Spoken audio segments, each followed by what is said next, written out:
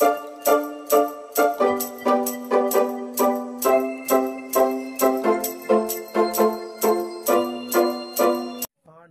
আপোনালোকৰ মাজলৈ একদম পূজাৰ অফাৰ ধামাকা অফাৰ লৈ আহিছোঁ। আপোনালোকৰ মাজলৈ একদম ট্ৰেক্টৰৰ একদম অফাৰ আপোনালোকৰ মাজলৈকে মই দাদা এজনক চিনাকি কৰাই দিম। আপোনালোকৰ এই দাদাই আপোনালোকৰ আৰু ট্ৰেক্টৰৰ কি অফাৰ আছে এইবিলাক চব আপোনালোকক কৈ দিব। বলক।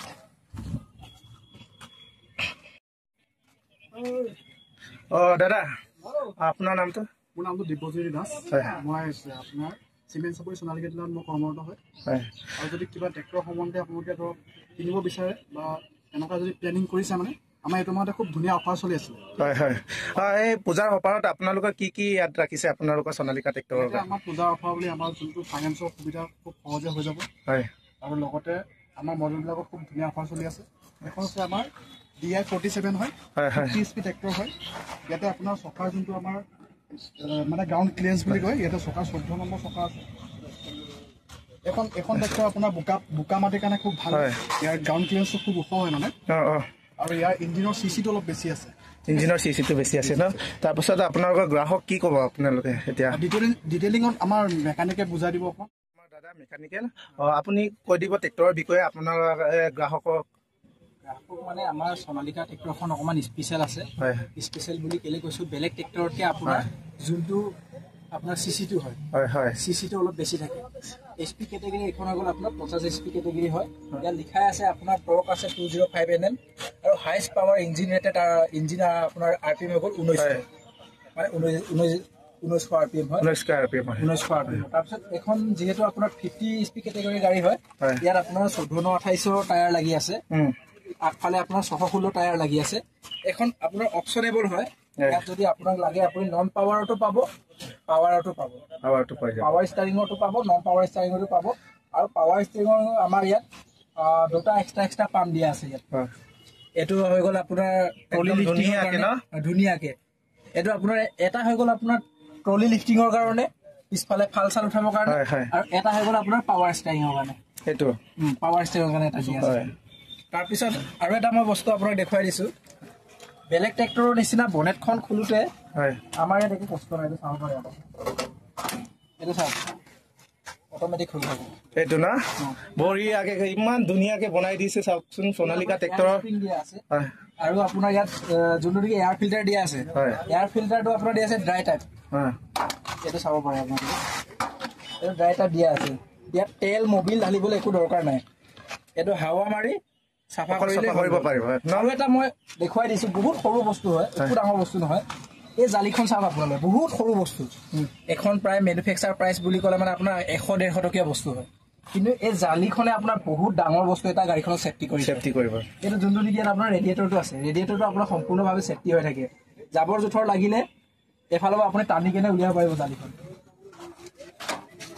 একদম ফেচিলিটি ন? চাফা কৰিলে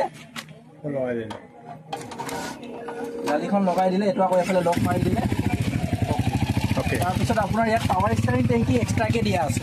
ইয়াত পাৱাৰ ষ্টাৰিং টেংকি যোনটো নেকি আপোনাৰ কিছুমান ডাইৰেক্ট আপোনাৰ গিয়াৰ অইলৰ লগত কানেকশ্যন থাকে। মানে বাই চান্স কেতিয়াবা যদি আপোনাৰ গিয়াৰ অইলটো যদি কিবা এটা বেয়া হয়, লগত পাৱাৰ ষ্টাৰিঙো বেয়া হ'ব। ইয়াত যিহেতু ছেপাৰেটকৈ দিয়া আছে, গিয়াৰ অইল যদি কিবা বেয়া হয় আপোনাৰ পাৱাৰ ষ্টাৰিঙত আপোনাৰ এফেক্ট নপৰে। আৰু ইয়াত যোনটো নেকি আপোনাৰ ইঞ্জিন দিয়া আছে, 3 চিলিণ্ডাৰ ইঞ্জিন আছে। ইয়াত 3 চিলিণ্ডাৰ ডাইৰেক্ট ইঞ্জেকশ্যন ইঞ্জিন আছে। প্ৰতিটো হেড আপোনাৰ বেলেগ বেলেগ। এইটো এছেম্বলি চিষ্টেম নহয় মানে। এইটো এটা head 1 number, 2 number, 3 number assembly system নহয় মানে, চিংগল হেড। আপোনাৰ এটা হেড এক্সট্ৰাকৈ কৰিব পাৰিব। আৰু ইয়াৰ মাজত এটা গেপ আছে, হয়তো এইটো কেমেৰাত নেদেখিব চাগে। ইয়াত মাজত এটা গেপ আছে, ইয়াত দেখিছে একদম ধুনীয়াকৈ দেখাই দিছে। এই গেপৰ মাজৰ পৰা আপোনাৰ হাৱা আচ পাছ হ'ব পাৰিব, মানে ইপাৰ সিপাৰ হ'ব পাৰিব। তেতিয়া গাড়ীখন ইমান এটা গৰম নহ'ব। তাৰপিছত ইয়াত আপোনাৰ দিয়া আছে ডুৱেল ক্লাছ মানে আপোনাৰ ক্লাছ প্লেট দুখন আছে। PTOৰ কাৰণে বেলেগকৈ ক্লাছ প্লেট আৰু আপোনাৰ চকাৰ কাৰণে বেলেগকৈ ক্লাছ প্লেট।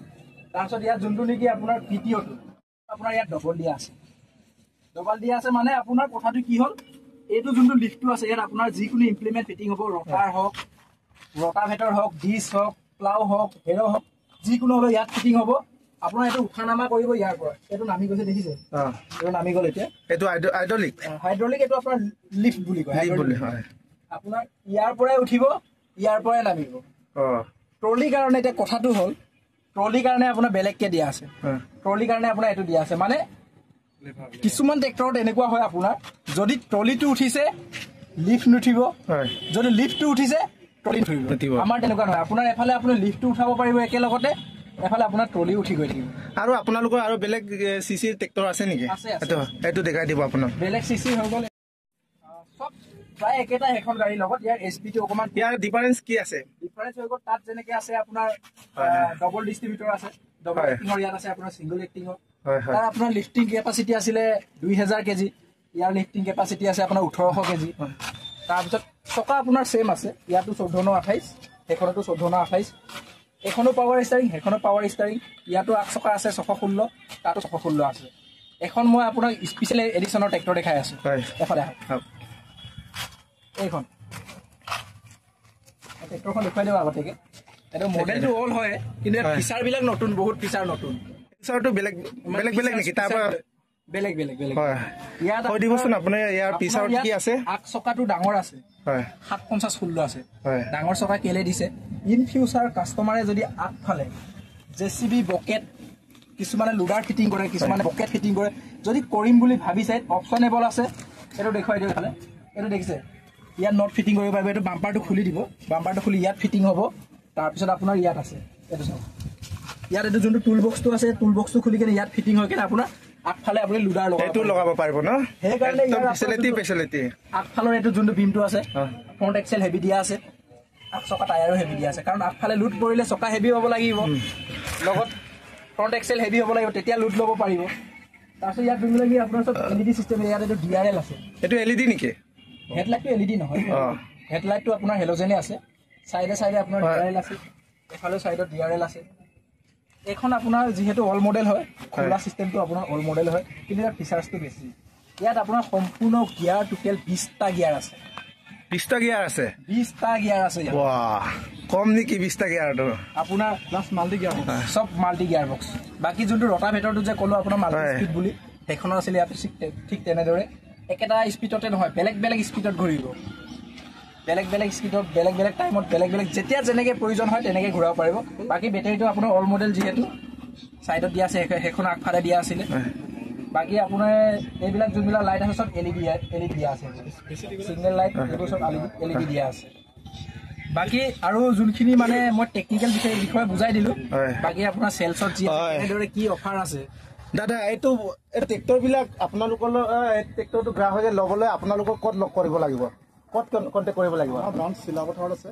চিমেণ্ট চাবৰিত আছে মাছিঘাটত আছে লখিমপুৰত আছে গতিকে যদি আপুনি ধৰক বোলে জোনাইতে হয় তেতিয়া আপুনি কণ্টেক্ট কৰিব পাৰিব যদি আপোনালোকে এই পূজাৰ সপাৰত ট্ৰেক্টৰ ল'ব বিচাৰে যদি আপোনালোকে এই মোবাইল স্ক্ৰীনৰ ওপৰত থকা এই নাম্বাৰত আপোনালোকে কণ্টেক্ট কৰিব পাৰিব আমাৰ দীপজ্যোতি দাসৰ লগত আপোনালোকে যদি মোৰ ভিডিঅ'টো চাই আহিছে বুলি আপোনালোকক কিবা এটা কম বেছ কৰি কিনি আপোনাক এই ট্ৰেক্টৰটো ওলাই দিব আৰু ভিডিঅ'টো ইমানতে সমাপ্ত কৰিছোঁ আৰু বাই